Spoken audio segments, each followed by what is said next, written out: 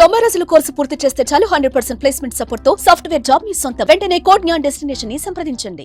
Hello Shreya Reddy, how are you? నమస్తే. నమస్కారం. ఎలా ఉన్నారు? బాగున్నాం. సో హ్యాపీ మీతో మాట్లాడడం. సో ఇన్స్పైరింగ్ అనిపించింది, అందుకనే ఒకసారి కాల్ చేశాము. ఇంటర్వ్యూకి అంగీకరించినందుకు thank you first of all. Thank you very much, Gitanjali, for you that you people have given me this opportunity. So thanks to Suman TV that ఒక community voice కోసం మీరు నన్ను అప్రోచ్ అయ్యారు. That's very thanks to for me also. మీ అందరికీ thanks from my side to you.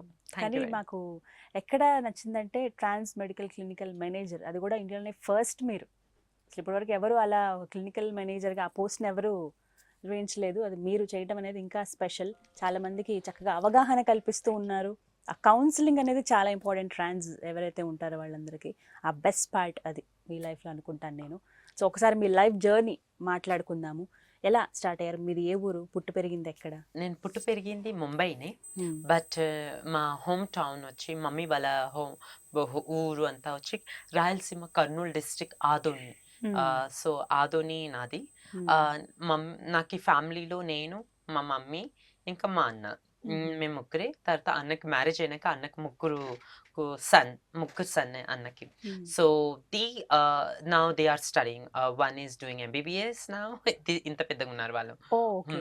మీ చిన్నప్పుడు అంటే ఎప్పుడు ఫ్యామిలీ మెంబర్స్ గురించి చెప్పండి. అంటే ఏ టైంలో డిస్టర్బెన్సెస్ ఉన్నాయి? ఫస్ట్ అంటే నాన్నతో, అమ్మ, అలాగే సింగిల్ పేరెంట్ అని విన్నాను. అవును. సో ఏంటి రీజన్స్? మమ్మీ డాడీకి ఏది ఆ క్లాషెస్ నాకు అంతగా నేను ఎప్పుడు అడగలేదు. బికాస్ చిన్నప్పటి నుంచి నాకు ఒకటి, mummy was my role model. Mummy ఏది చెప్తే నేను అది వినాలి. That's it. నాకు అదే. సో మమ్మీ ఏది చెప్తే మమ్మీని నా లోకం అలా అనిపించేది నాకు చిన్నప్పటి నుంచి. సో ఎందుకంటే మమ్మీని చూసి నేను పెరిగాను.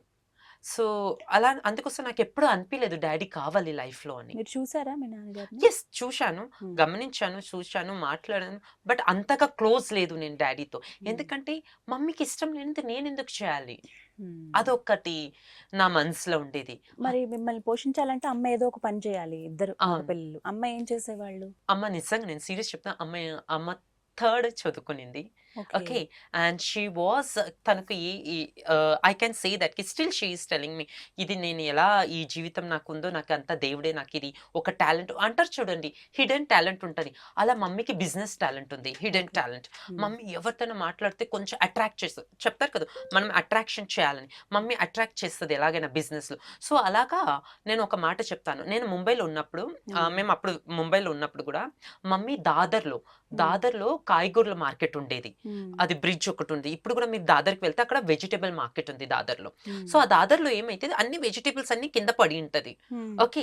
ఆ వెజిటేబుల్స్ అన్ని ఏరుకునేది మమ్మీ ఆ వెజిటేబుల్స్ అన్ని ఏరుకొని మరి ధారావి అని ఒక ఏరియా ఉంది, Asia largest slum area Dharavi. ఆ ఏరియాలో ఉండేదాన్ని నేను. ఓకే. సో ఆ ఏరియాలో మమ్మీ వాళ్ళు ఉండేవాళ్ళు. సో ఆ ఏరియాలో నేను, మమ్మీ, అన్న ముగ్గురు ఉండేవాళ్ళు. ఒక చిన్న రూమ్. అప్పుడు సొంత ఇల్లు కూడా కాదు అమ్మ దగ్గర, ఎందుకంటే డాడీ వదిలేసినాను, ఇంకా ప్రపంచం లేదు. అప్పుడు కాలంలో ఎట్లా అంటే 80s లో మాట చెప్తున్నాను కి ఒక అమ్మాయికి మ్యారేజ్ అయిపోతే హస్బెండ్దే మొత్తం, హస్బెండ్ ఎలాగైనా ఉండని అలాగే. సో అలా మమ్మీ సమాజంతో అలాగ ఉండేదా.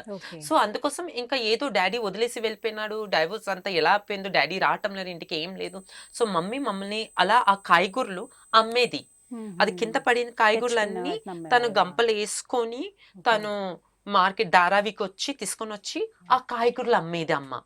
అలా అమ్ముతుంటప్పుడు మేము ఉండే ఏరియాలో పద్మశాలి వాళ్ళందరూ ఉండేవాళ్ళు, పద్మశాలి ఏరియా వాళ్ళందరూ ఉండేవాళ్ళు. సో అక్కడ ఒక టీచర్ కోంక్ని ఆమె ఉండేది.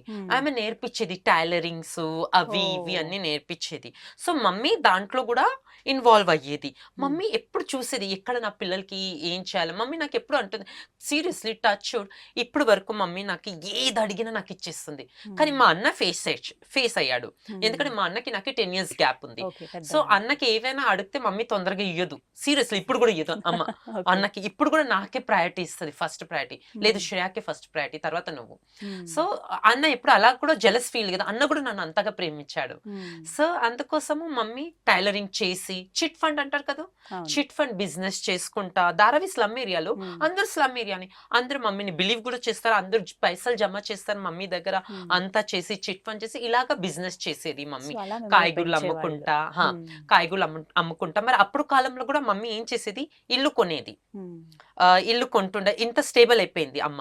ఇల్లు కొనేది, ఇల్లు ప్లేస్ తీసుకునేది, కట్టేది, మరి దాన్ని అమ్మేది. ఇలాంటి చేసి ఇప్పుడు మమ్మీ రియల్ ఎస్టేట్ బిజినెస్ చేస్తుంది ఆదోనిలో. సో అలా మిమ్మల్ని కష్టపడి పెంచారు. ఎస్.